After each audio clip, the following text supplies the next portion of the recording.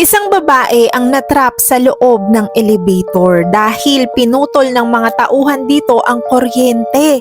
At alam nyo ba, pagkatapos ng isang buwan ay dun pa lamang natagpuan ang bangkay niya.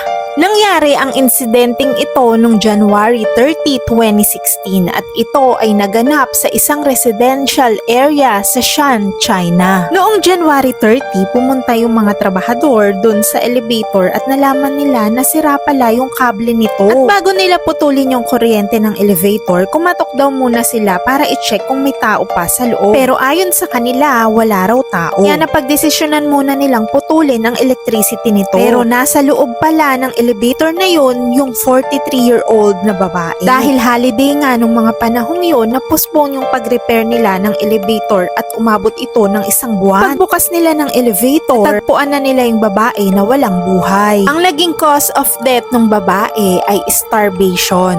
At yung mga maintenance workers naman ay nakasuhan ng involuntary manslaughter.